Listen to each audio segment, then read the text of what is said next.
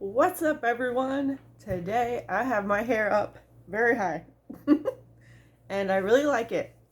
So, yeah. Also, Chai was just over here doing something, so if you keep looking at the pig cage, he will probably come back around and do some other things. I can hear him right now. Yeah, he's under the ramp eating some hay, but he'll probably come around and find more hay. Anyway, anyway. Today I want to kind of do a quick, and I always say it's quick, but I don't know, I get ranty.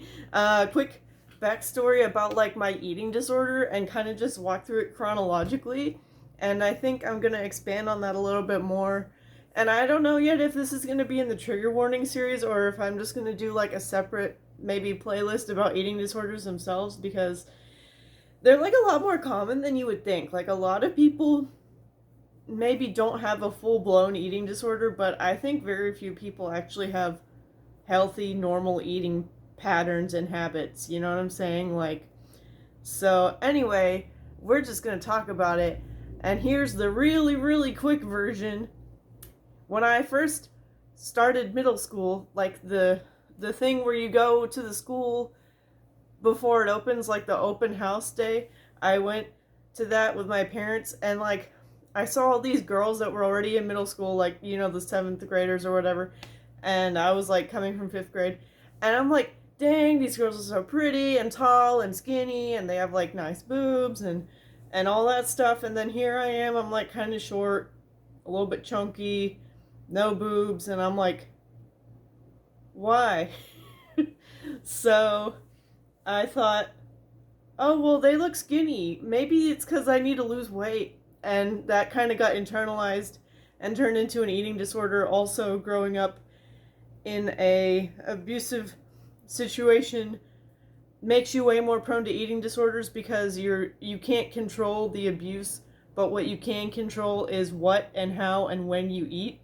So eating disorder is almost like a control problem, and it's also kind of like an addiction. But anyway, yeah. So basically, I didn't get out of that until the month before I graduated college. I was very stressed out because I was going to move across the country. I was graduating and didn't have a job lined up because I'm still worrying about finals, and I'm also worrying about finals, and it's all this crazy stuff was happening at one time. And then the eating disorders always get worse when you have a lot of stress going on. And it's just one more thing on top of the big pile of stress. And I was it's too much. I cannot handle this additional stress. I have to get over this eating disorder now. So the month before my college ended is when I was I'm done with this shit. And just kind of went on Google and was how to recover from an eating disorder yourself. And kind of started that way. So yeah, so from the end of 5th grade till the end of college. So that's, I think, over 10 years. But anyway, that's how long I had it. And now we can talk about everything in between. Oh, also part of the short summary.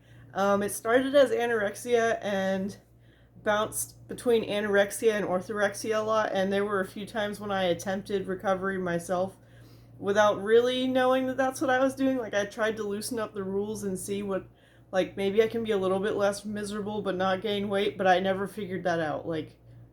The fact is, if you eat, you take in more calories, you are gonna probably gain weight. So, yeah, but okay, let's get into the long version now. After I die. So, okay, we're at the open, okay, so before the eating disorder, though,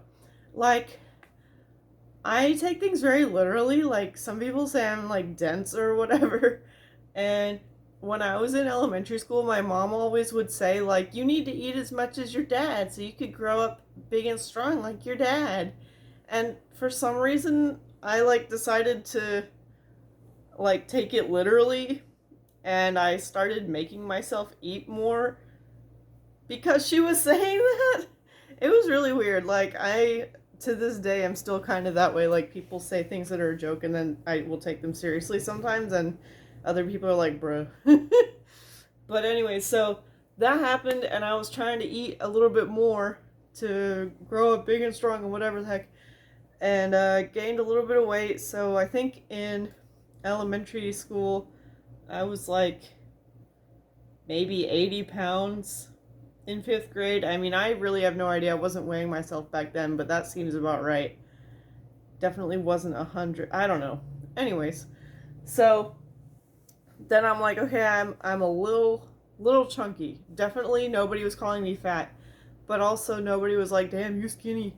So yeah, then we go to the open house for middle school, and I'm like, all these girls are so like skinny and pretty and have nice boobs, but like how does the weight go here but like not anywhere else? And that doesn't make sense. Like, why is my weight just going like everywhere and not here? Like, what's happening? And I was very sheltered, so I didn't know anything about like people were stuffing their bras or wearing like 3 bras one on top of the other, and like I didn't know any of that. I just thought like, this is how these people look, why don't I look like that? I don't know, let's find a solution. And I thought solution was losing weight, because you know what, they're skinny and I'm not, so boom, solution. How do you get skinny? Well, I think you just eat less, right? So I just ate as little as humanly possible. Like, I would sit down at the dinner table and have like 1 or 2 bites of each thing on my plate, and I would like push the food around and like eat really slow and chew really slow. By the way, you can see the cat grooming himself on the couch. And I would just like, you know, eat really slow, drink a lot of water in between each bite, and then I'd be like, I'm full. And I don't know, nobody like really questioned it. I guess they were kind of like, are you sure? Oh, okay. Oh, whatever. You know, because I guess when your kids are growing, it's like there's going to be times when they're more hungry and when they're less hungry, because that's how like growth spurts and stuff work. But yeah, I did lose a lot of weight, and well, not like maybe number wise, but you know, I was like growing up at the same time that I was like not eating a lot. So if I started out at 80 pounds and just stayed 80 pounds, I'm obviously getting taller and growing, but not gaining weight at the same time. So I became like pretty skinny. For a long time, it was just eat as little as possible. Mostly through whole middle school, it was eat as little as possible. Eventually, I did get interested in exercise because I was absolutely starving, and it was like miserable and painful to always be starving and so tired. So I got into exercise a little bit because it was like, how can you eat more, but like the calories, like there's no more calories. Like, how do you eat more, but it's still, you won't gain weight? And then it was like, exercise. Wow, exercise is a thing. So if I eat 200 extra calories, but I exercise 200 calories worth, it's almost like it never happened. And I might look a little bit better because muscle. So my mom had like these ab tapes from the 70s with the ladies that are like wearing the leotards, and they look like they're in like spandex swimsuits or something. And there's like 20 of them in the room, and they're all on different yoga mats, and it's like color coordinated. And so I would do that ab tape with her a couple times a week. And then like in our garage, my dad had a bench press thing and a Stairmaster. The Stairmaster scared me because I think he had it before he had me, because like all the safety guards where the gears and the belt were missing, and it was like rusty, and it made all kinds of noises when you used it. So to me it was like a death trap, and I didn't like stairs that much, and it was really hard. And for someone who's not eating enough like at all, going upstairs is like the worst, so I was not interested. But so he had the bench press in there, and me, like being naive, like we had just talked about a few minutes ago, thought that ab workout video and bench press equals complete body workout, because obviously that's the only parts of your body that have muscles. I don't know. And I guess I would run once in a while, but only because our ROTC graded us on it, so I just made sure I could do it in 10 minutes, like a mile in 10 minutes. But okay, so it was mostly ab video and bench press. So I got like really nice abs because super skinny and now doing ab exercises. and then also like kind of big arms because bench press. And yeah, I'm just like kind of starving. And then it was like, nope, still miserable, still really starving. It's very, very terrible. So then on top of exercise, what else can you do? More exercise. Or you can eat certain foods that start to play with your body chemistry and hormones and change your metabolism a little bit. And also, muscle burns calories just by existing, whereas fat does not, and things like that. So I started really getting into the science of it. And this is where a lot of my family members are like, oh, I thought you were for sure going to be a nutritionist or a personal trainer, because I did all this research on my own time after school every day. I read all the scientific studies and articles and watched people on YouTube and learned all the things, and I tried almost every diet throughout the 10 years, and I tried a lot of different workout styles and programs, and I got results on all of them. I know what all of them did, at least for me, which I'm one person, so I have one body type. That doesn't mean it's going to be the same for everyone, but I tried a lot of things. But anyway, yeah, so I got into all the technical stuff and started doing these things. Like, I ate a bunch of cruciferous vegetables and made sure to have at least 20 grams of protein with every meal and at least 100 grams of protein per day. And, like, that was supposed to, like, maximize testosterone, which helps you, like, maximize muscle gain, which is completely true. Like, I noticed changes in my body when I would do that diet. And even now that I'm going back to the gym, I notice these changes again slightly. That, like, yes, I do have more testosterone again because I'm doing things that change my body's chemistry, you know, in that way, because your body adapts to the circumstances you put it in. And if you put it in a circumstance that involves being very physical all the time, then, you know, testosterone makes sense. And also cruciferous vegetables just have some kind of, there's something about them that, you know, I can't remember the science, it was like 10 years ago, but yeah, that's a thing. Like, if you want more testosterone, cruciferous vegetables, which is like broccoli, Brussels sprouts, I think cabbage, basically all the vegetables that give you really bad gas, unfortunately, but after you eat them for 2 weeks, the gas chills out. TMI. Same thing with eggs and beans. So yeah, so we did that, and, you know, it's getting more sophisticated. We're going from, like, textbook anorexia, eating as little as possible of whatever's around, to, like, very advanced. Like, now I can eat a whole plate full of food, but still only, it's 200 calories because it's 90% vegetables and, like, the leanest piece of meat possible, like a chicken breast. So actually, a lot of my diets were very similar to bodybuilders' diets, because you know what they have in common with anorexic people? Neither of them have any body fat. And so basically, if you want to be very, very, very, very ridiculously skinny, all you have to do is eat like a bodybuilder, maybe minus a bunch of the carbs and probably like a tenth of the calories, and just don't exercise, and you probably even can't because you're not eating enough for that. But yeah, anyway, it's interesting how similar they are. And people who actually do physique competitions and bodybuilding competitions, everybody who's not in the industry or who hasn't seen the inside thinks it's healthy, but dude, it is so not healthy. Like, if you want an eating disorder, do that. Do a show, and you will guaranteed get one. Like, the plans that they do to prep for their shows are basically like scheduled eating disorders. It's pretty crazy. And they even like manipulate their water and sodium intake to like make themselves look really shredded, you know, where their skin looks like that tissue paper stuff, and you can see every like vein. And okay, we're not talking about this, but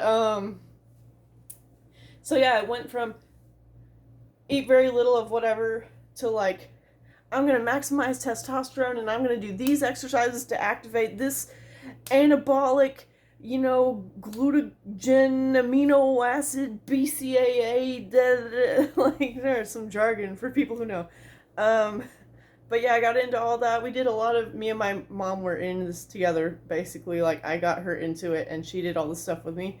So we, like, went to GNC and we got like BCAAs and we did a fasting day after our cheat day every week. And literally on that cheat day, I ate more calories than I ate the whole rest of the week. I am not even kidding. I added it up a couple times. Like, I would hit like 6,000 calories regularly, but some of those days I could get up to 10,000. And if you think I was eating more than 1,000 calories per every other day of the week, you're wrong. Plus, the day after was a fast day, and we didn't do any of this like mimicking fasting. No, it was just water and air, dude, like all day after the cheat day when your metabolism's like raging, which was the worst ever. I had such bad mood swings. I would like go in my room. I couldn't study because my brain didn't work. And I like couldn't go exercise because how can you exercise? It's after a cheat day. You're like can't decide if you're constipated or bloated or both. And then you're like super tired and you feel like garbage because you like have a food hangover basically, because if it's your cheat day and you never get to eat carbs and sugary shit, that's all you're going to eat on cheat day. So like I just ate a bag of M&Ms, you know, a dozen donuts and a box of cereal yesterday. Like of course I don't feel like working out now. So I don't know where that thought was going. Yeah. Where was any of this going? I'm surprised I didn't give myself diabetes. You know, like I ate so much junk on my cheat day, like that really puts a stress on the whole like insulin blood sugar system, like really pushing it to the limits every single week. I guess the other 6 days in the week helped it recover or something. I don't know. Like I'm surprised I don't have any like organ damage, but who knows? So, anyway, yeah, I got really sophisticated, so that's why I call it orthorexia, because then it becomes this obsession with like eating super clean, super healthy, following these super like strict diets that are supposed to be good for these health benefits, such as increased testosterone, increased lean muscle, decreased body fat percentage. So it's not just about I want to weigh as little as possible anymore. Now it's getting more sophisticated. Now it's about muscle, and it looks from the outside like you're the healthiest person all of your friends know.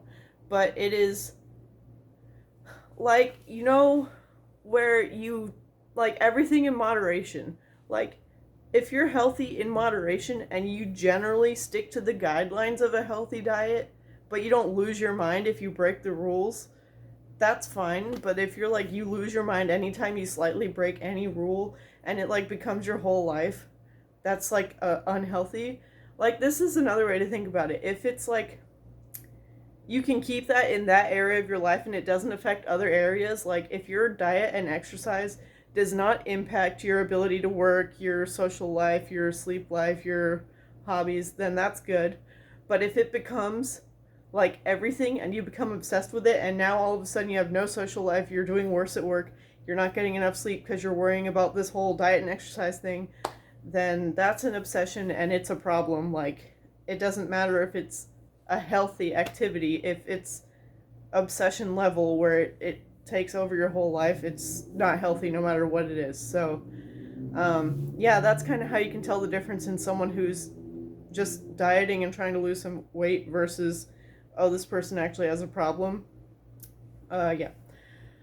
So yeah, we get into that and I go back and forth between like just plain starving because I'm like, fuck it, I just need to lose weight really fast, I'm gonna eat nothing, which by the way doesn't work. And then like the really advanced stuff where it's like I'm gonna maximize muscle so I can like maximize the calories I burn just by existing. And so we went back and forth between that for years and years and years. And then sometimes I would be like, I can't do this, I'm so miserable, I need to eat, oh my god. So then I would do little like programs for myself that were kind of like Weight Watchers almost, where I would try to back off from like counting every single calorie. And this is how I counted calories. I had a graphing calculator. I had a TI-83, and in the calculator it has the graph functions that you can save in there, and they'll still be in there when you turn the thing back on. So in the graphing functions, I would enter in how many calories I had had that day and how many were left. And then I would even estimate it, like if I was going to go to somebody's birthday party and they were going to be eating out at a restaurant, I would like look up the menu ahead of time, look up how many calories are in each thing on the menu, decide what I was going to have, be like, okay, dinner's going to be 600. That leaves me 500 for the rest of the day. Well, I already know that my breakfast is always 300, so I have 200 left to play with. Okay, 100-calorie lunch, 100-calorie snack. Boom, done. And like, I would have it all in the calculator, and it was crazy. And I like calculated it down to the decimal. It drove my mom nuts. And I would make her exactly portion out what she cooked and measure the oil she cooked with, and it was insane. But yeah, that was crazy. So I keep losing my train of thought. Sometimes I would try to take a little break. So instead of the super intense stuff, I was like, what if instead of starving hardcore for 5 days, having an all-out cheat day, and then not eating anything for a day and being completely miserable, what if I just kind of chill out and like eat a generally healthy, relatively low-calorie diet, but then spread the cheat day out and do little like cheat snacks or cheat meals? And I kind of calculated like, oh, on average, a cheat snack would have this many calories, and cheat day usually has this many, so according to this math, if I have this many cheat snacks per week, it's equivalent. So I'm like, okay, I think I decided on like 8 or 10. So I legit spent time making these little tokens for myself, and I was like, each time I want a cheat snack, or each time I have one, I'm going to put one of the tokens in the little envelope, and they reset on Sunday, and then they all come back out of the envelope. And once they're all in the envelope, then no more cheat snacks for that week. But then I can have them when I want them, which makes a little bit more sense. It was slightly closer to intuitive eating than just like bam, bam, schedule. So we tried that, and it kind of worked, but it got pretty out of control because I would make a cheat snack into a cheat day that somehow fit into like 30 minutes or 1 hour. Like, you would be surprised how much you can eat in a short amount of time if you're like literally starving. Like, I would eat half a cake, like a whole ass cake, in like an hour. And it was so bad, and like my stomach would be so bloated, and I like wouldn't even want to stand or sit. Like, I would literally lay on the floor on my side and just be miserable and like slowly drink water over the course of like the next 2 hours because it was just so bad. It was like, oh my god. I'm just thinking back to when I used to do that, and I'm like, oh my god, the misery. So yeah, so I try to do little things like that, or I would be like, okay, I'm gonna stick with my diet, except if I want dark chocolate. This is actually something that worked pretty well for me for like a couple years. I was like, I'm gonna have a bar of like 95% dark chocolate. Like, you know how the percentage of darkness of chocolate tells you how much cacao is in it, and that's like the healthy stuff with the antioxidants? Well, if it's 95%, it's essentially cacao beans pressed into a bar shape. It's practically a vegetable. I used to say that as a joke, but like, it's a half joke. I kind of believe it. Like, it's probably one of the healthiest things you can eat, honestly. And it really doesn't taste that great. There's almost no sugar. There's like maybe 2 grams of sugar per serving. It's like, it's just straight up cacao bean paste smashed into a bar shape, okay? But it's good. If that's the only chocolate you get, it's good. So, I would keep one of those around. And also, when the chocolate is that dark, it's like so intense of a flavor, so like rich and intense, you can't like, it's impossible to eat too much of it. You have like one row of the bar, and you're just like, oh my god, even if I wanted to keep eating it, like, no way could you possibly eat more than half a bar at one time, ever. Like, no way. So anyway, yeah, enough about that. I did that for a while, and I just stuck with the pretty healthy, I think it was like a paleo diet for the rest of the time. Yeah. Anyway, try to take little breaks like that, and then I studied abroad, and I was like, you know what, I'm studying abroad, there's foreign food here, I'm going to enjoy the food and not let this eating disorder control my whole time here. And I tried to do that, and I would, like, I was in Germany, so there's lots of bread and pretzels and beer, which is a great way to gain weight fast. And so I did that. And it's so easy to eat a bunch of bread too, because like there's a bakery on every corner, and the rolls are like literally 10 cents, and they smell so good.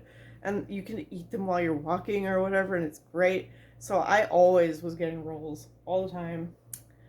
And I gained weight kind of quickly, like probably 5 pounds in the first week, which is mostly water weight, but you know, whatever, it's still weight that I gained and I noticed. And so then I would have these days where I would wake up and be like, oh my God, I can't believe I've done this to myself. I'm like so fat now, like abominably fat, being like 115 pounds. And so then I would just like not eat for a whole day, and I'd be like, I'm gonna fix it. I'm just not gonna eat for like a day. But then it gets to like dinner time, and I'm like completely miserable. And because it's a study abroad program, you know, they have you doing stuff all the time, because you're not going to spend all that time and money to go to a different country just to sit around. No, we're going on field trips, we're going on hikes, we're going to see things, we're going to do things, which all takes energy. So you kind of have to eat. So then I would be like, damn, I'm like starving, and I can't sleep if I'm starving, and I can't function tomorrow if I didn't sleep and I didn't eat. So then it's like I have to eat dinner, and then I'm so hungry, and it's like whatever you order is going to come with some kind of carb. That's just how it is. And then it's like, I'm not going to eat the carb, but it's on your plate, and you're like so fucking hungry, and then you just eat it. And I don't know, man, it was like a mess.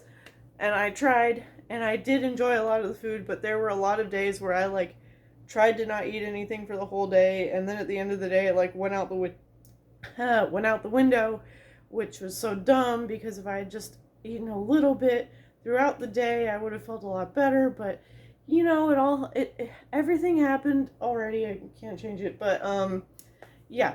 So then finally, you know, all the stress and whatever, and going back and forth, and like I went to the gym 6 days a week for like 8 years, 6 days a week, every other day, weights, cardio, and not just like I'm on the treadmill for 30 minutes. No, like Jillian Michaels HIIT cardio, sprints on the treadmill, sprints up the hill, you know, like super intense sprints on the Stairmaster and things like that. And then like the weights, it was like as much as I can, as hard as I can. Like, dude, I was deadlifting 185 at one point, and I weighed 115 pounds and was eating like nothing, and it was crazy. And yeah, I mean, I looked like I was really in really good shape and really healthy, but like my brain didn't work for shit, and I felt like shit, and I looked so good, but I felt so fat. And you think about, what does someone my height at 115 pounds look like? And then you look at me now, and honestly, I couldn't even really tell the difference. Like, to me, maybe there's a 10 or 20 pound difference in my own mind. But, like, I didn't think that I looked good back then. Even though everybody else in the gym was probably like, damn, I want to look like that, you know? Like, and that's always how it is for people with eating disorders. Like, you want so badly to look like other people when probably you look, from your perspective, better than them, but you think you're like a fat slob even though you're like a rail. I don't know, so like that's called body dysmorphia. But it's kind of come in handy after recovery though, because I gained a lot of weight, but I couldn't even really tell in the mirror. I was like, oh yeah, see, that's what I always looked like. I don't know. So that's been interesting. But yeah, when I finally started getting into recovery, because I think everyone understands the idea of extreme dieting and exercise at this point, right? Okay, so also, side note, exercise is a part of eating disorders. It is also a form of calorie restriction. Not because exercise means you eat less.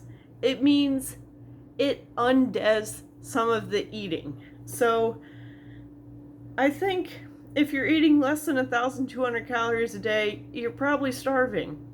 So let's say you eat 1,500 calories a day. Now you're not starving, but you exercise like crazy and you burn 800 calories in the same day. Now you're netting 700 calories a day, and you are again technically starving. So people can eat a ton but still be starving and still have an eating disorder that is enabled through exercise.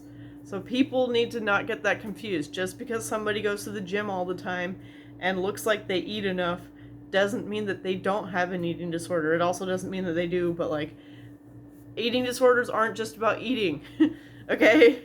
Like, actually, the eating is just the mechanism of the control that you want, you know? That kind of made sense. So, yeah. Yeah.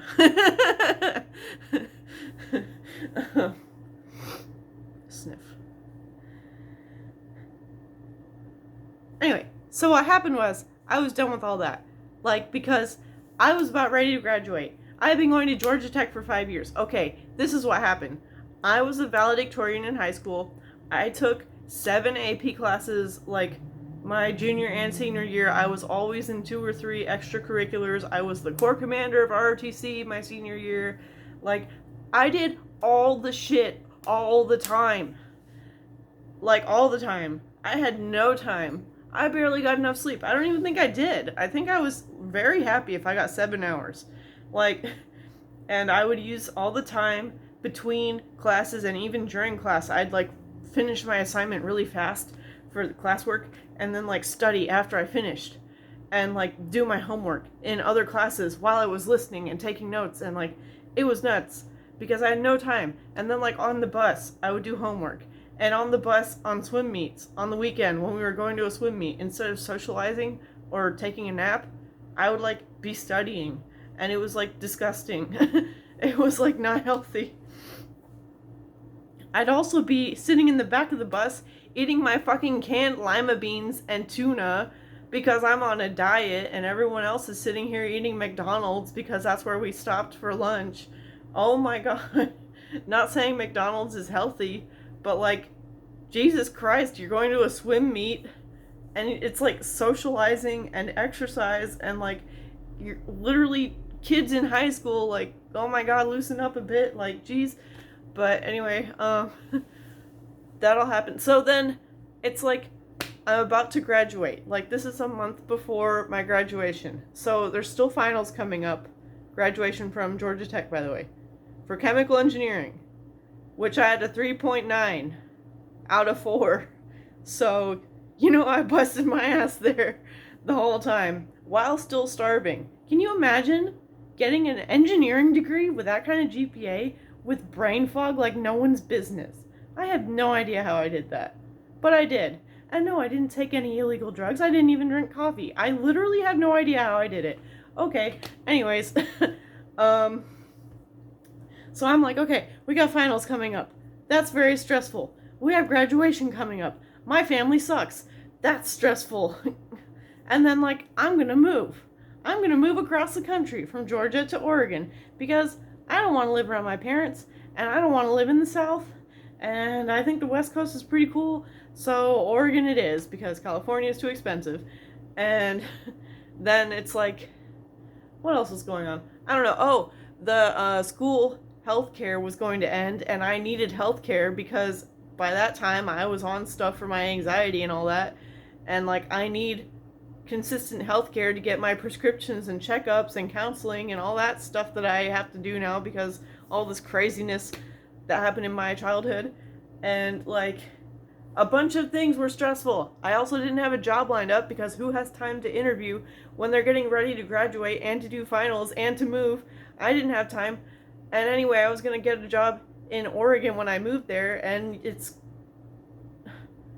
not easy to apply to places when you're on the other side of the country. Like, people know that somehow from the internet. Anyway, so yeah, I'm like, all the stress is happening, and of course, when the stress is high, the eating disorder is the most active because it loves stress. So then eating disorder is like, hey, let's kick it into high gear, bro. And I'm like, hey, let's not, because I need all the brain power that I can possibly get right now, and I do not need to be worrying about how many calories was in that. I need to go exercise. Like, no, I need to be worrying about, did I study enough? Am I ready to move? Like, getting my shit together. And so I was like, I'm done battling with this, because I've been trying so hard my whole life to get to the ideal physique, which pretty sure I had. I had for a while, and I didn't even know I had it. So, fuck that. Why would I want something that I can't appreciate? So, there's that. And then I was like, okay, it's obviously not going to happen, because I've been trying for over 10 years, and I'm always at around the same weight range, and like, this is what my body looks like, body dysmorphia, but whatever. And I'm like, it's miserable. I'm starving. I can't think. Everything hurts. It is a struggle to walk to class. Like, no kidding. It was a struggle every day to walk to class. It was hard. People don't even realize. You think walking is easy, and it's like you don't even think about it, dude. Every time I had to walk up a hill to class, oh my god, I was dying. It was the worst thing ever. And then it's like, how did you exercise? You know what? People with eating disorders have a crazy amount of willpower. It is insane, because it's like an addiction.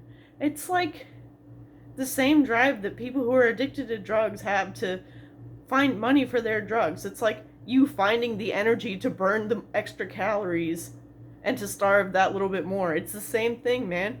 So yeah, I was like, I'm done with this. I can't deal with this anymore. It's not worth it.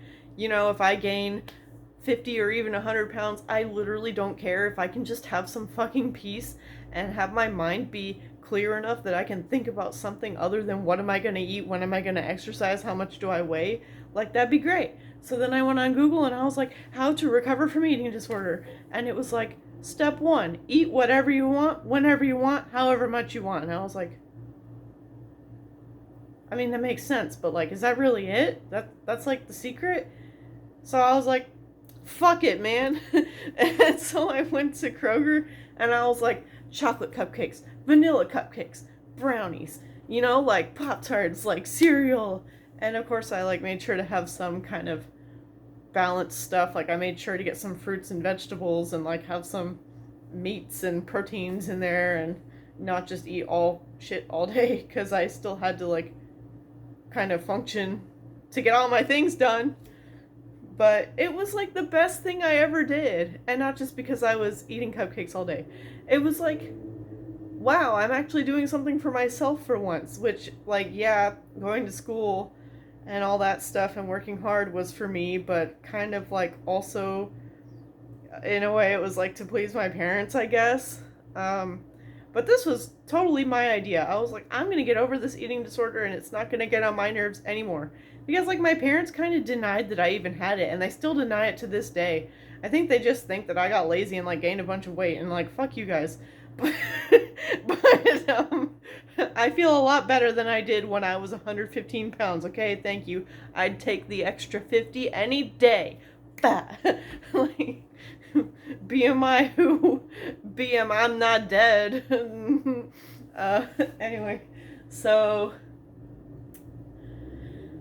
I just kind of ate whatever I wanted, and I was seeing a counselor, I think once a month at that point, so I only really had 2 sessions with her where I even mentioned this, but she was like, yeah, I think you probably do have an eating disorder, and you should, like, try to get over it, and maybe once you get to Oregon and get settled, seek some, like, professional help. Definitely keep seeing a counselor there and see what she says about it. But I didn't have enough sessions with the lady at Georgia Tech to really get into it with her. But once I got here, the lady I started seeing, like, one of the requirements she had for me to see her was that I had to go to a nutritionist, which at the time I thought was such BS, because I was like, I have Google, I'm doing what it says, obviously I feel better, like, I don't think I need to see a nutritionist, like, I know how to, like, if anyone knows about nutrition, it's me. I've done every diet ever, and I know exactly how my body responds to everything. And she was like, yeah, but that's not why you need one. You just need to see one, otherwise you can't see me. And I was like, So I gave in, and I saw one because I was like, you know what, we're gonna have like 2 sessions with the nutritionist, and she's gonna realize that I have it under control and it's fine and I don't need to worry about it. And like, I don't need to see the nutritionist. So then I started seeing the nutritionist, and after a couple sessions, I was like, oh my god, this is a much bigger problem than I had realized, and like many levels and layers. So that was a whole thing, and it was really good. So we worked through all kinds of like the mental stuff that comes with eating disorders, like where do the food rules come from? Why does eating certain things make you feel guilty? And where does that come from? Like, and it all comes from this like past like traumatic stuff that actually has nothing to do with food, but somehow you translate it into that, and that's how you like control it. It's very interesting.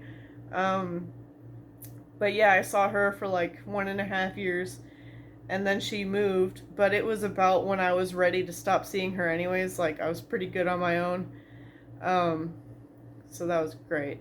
But yeah, I've been in recovery for, I guess I started right when I graduated, or a month before. So I graduated in May 2018. So, dang, it's been exactly 3 years. And you know what? Like, I gained most of the weight that I was going to gain in the first year. And a lot of the water weight went away probably 6 months after that. So I had a lot of water weight for almost 1.5 years. And that's a really hard thing for someone who has an eating disorder to go through, because water weight is the least flattering weight ever. It looks like squishy fat. It's just like your skin puffs up, and especially your face, and like, oh my god, all the places you don't want it to be puffed up. And it's like the worst. And I probably had like literally 20 plus pounds of water weight for over a year, but you know, you just kind of, whatever.